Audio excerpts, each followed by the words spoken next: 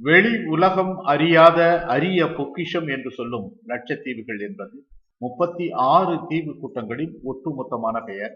600 வகையான மீன்கள், 78 வகையான பவளங்கள், 82 வகையான கடல் பாசிகள், இவைதான் லட்சத்தீவுகளின் சிறப்பான கடல் வளங்கள்.